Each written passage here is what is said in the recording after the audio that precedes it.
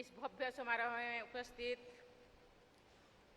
गुजरात के राज्यपाल आचार्य देवव्रत जी, मुख्यमंत्री श्री भूपेंद्र भाई पटेल जी, सार्वदेशिक आर्य प्रतिनिधि सभा के अध्यक्ष श्री सुरेश चंद्र आर्य जी, दयानंद एंग्लो वैदिक कॉलेज मैनेजमेंट समिति के अध्यक्ष श्री पूनम सूरी जी, ज्ञान ज्योति महोत्सव समिति के अध्यक्ष श्री सुरेंद्र कुमार आर्य जी, स्वामी धर्मानंद सरस्वती जी, गणमान्य अतिथियों, देवियों और स्वजनों, ये मेरा सौभाग्य है कि आज के दिन महर्षि दयानंद सरस्वती जी की जन्मभूमि टंकारा में आने का मुझे अवसर मिला है। स्वामी जी की पावन स्मृति में सभी देशवासियों को ओर से मैं उन्हें सादर नमन करती हूँ और ये देवभूमि, ये पवित्र भूमि को भी मैं नमन करती हूँ।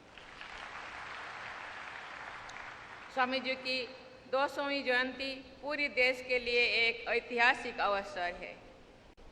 इस अत्यंत महत्वपूर्ण अवसर पर जन्म उत्सव ज्ञान ज्योति पर्व स्मरण उत्सव समारोह का आयोजन करने के लिए मैं दिल्ली आर्य प्रतिनिधि सभा श्री महर्षि दयानंद सरस्वती स्मारक ट्रस्ट टंकारा तथा समस्त आर्य संगठनों की सराहना करती हूँ।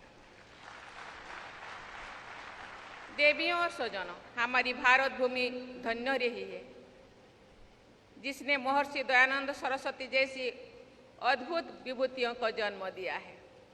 महान आध्यात्मिक पथ प्रदर्शक श्री अरबिंदो ने महर्षि दयानंद सरस्वती की महानता को व्यक्त करते हुए कहा था कि वे मनुष्यों और संस्थानों की मूर्तिकार थे। मुझे बताया गया है कि आर्य समाज संस्था से जुड़े लगभग 10,000 केंद्र आज मानवता के विकास और कल्याण के लिए कार्यरत है। स्वामी जी के आदर्शों का गहरा प्रभाव लोकमान्य तिलक, लाला हंसराज, स्वामी श्रद्धानंद और लाला लाजपत राय जैसे महापुरुषों पर पड़ा। स्वामी जी और उनके असाधारण अनुयायियों ने भारत के लोगों में नई चिंता का और नई चेतना का, आत्मविश्वास का संचार किया। कठियावाड़ की इस धरती ने भारत माता के महानतम सपूतों को जन्म दिया है। महर्षि दयानंद सरस्वती के बाद की पीढ़ियों में इसी क्षेत्र से राष्ट्रपिता महात्मा गांधी का जन्म हुआ। स्वामी जी ने समाज सुधार का बीड़ा उठाए और सत्य की सिद्ध करने के लिए सत्यार्थ प्रकाश नामक अमर ग्रंथों की रचना की। महात्मा गांधी ने भारतीय राजनीति में जन जन को शामिल करते हुए उसे आध्यात्मिक आधार दिया और सत्य के प्रयोग नामक आत्मकथा की रचना की। ये दोनों ग्रंथ हमारे देशवासियों का ही नहीं बल्कि मानवता का मार्गदर्शन करते रहेंगे और करते ही रहेंगे। कठियावाड़ में जन्म इन दोनों महापुरुषों के जीवन से सभी देशवासियों तथा पूरे मानवता को प्रेरणा मिलती रहेगी। इन दोनों महान विभूतियों से जुड़े एक तथ्यों का मैं उल्लेख करना चाहूँगी। अपने ग्रंथ सत्यार्थ प्रकाश में स्वामी जी ने नमक कानून का विशेष विरोध किया था। उस ग्रंथ के प्रकाशन के लगभग 5 दशकों के बाद महात्मा गांधी ने नमक कानून का उल्लंघन किया और हमारे स्वाधीनता संग्राम में एक नए ऊर्जा का संचार किया। देश की सोई हुई आत्मा को जगाने, समाज को नैतिकता और समानता के आदर्शों से जोड़ने तथा देशवासियों में आत्मगौरव का संचार करने में सौराष्ट्र की इस भूमि ने पूरे राष्ट्र को सही दिशा दिखाई है। भारत ने आधुनिक इतिहास का अध्ययन करने वाला ये जानते हैं कि आरंभ में स्वामी जी संस्कृत में ही अपने बात कहते और लिखते थे, लेकिन उन्होंने ये सोचा कि उन्हें सामान्य लोगों से सीधा संपर्क बनाना चाहिए। इसलिए स्वामी जी ने समाज को सही दिशा दिखाने के लिए जौन भाषा यानी हिंदी का प्रयोग करना शुरू किया।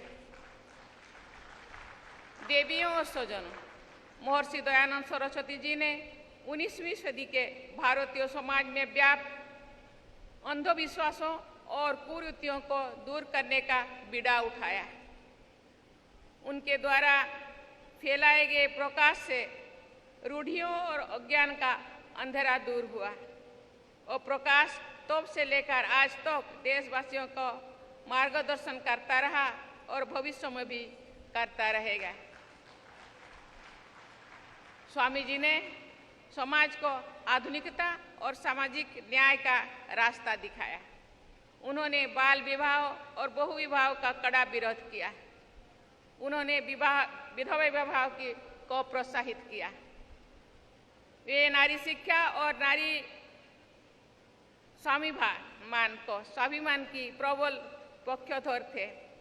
आर्य समाज द्वारा कन्या पाठशालाएं और छात्राओं के लिए उच्च शिक्षण संस्थानों की स्थापना के द्वारा महिला सशक्तिकरण को अमूल्य योगदान दिया गया है।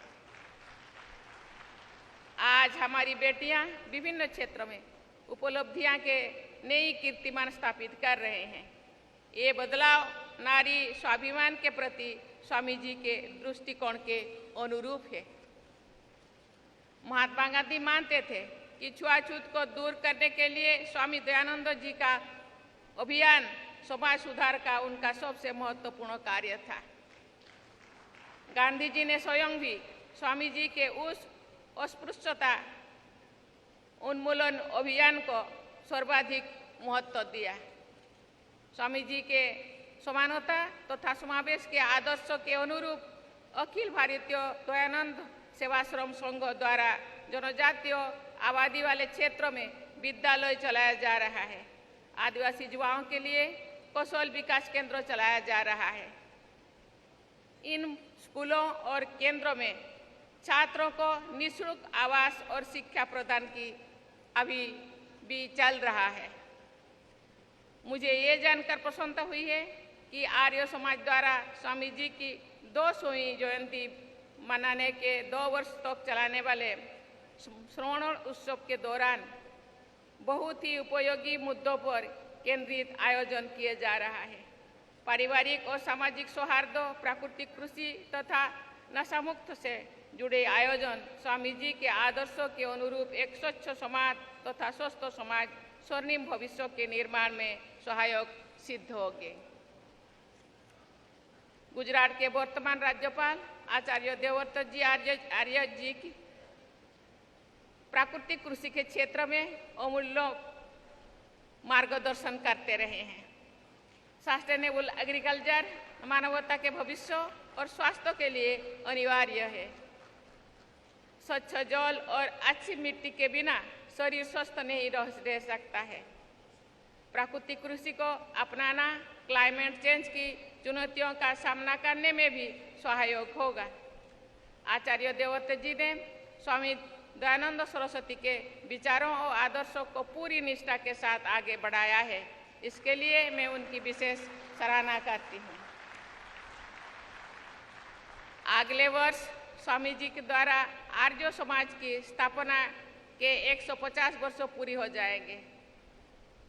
मुझे पूरा विश्वास है कि आर्य समाज से जुड़े सभी लोग पूरे विश्व को श्रेष्ठ बनाने की स्वामी जी की सोच को कार्य रूप देने के दिशा में निरंतर आगे बढ़ते रहेंगे।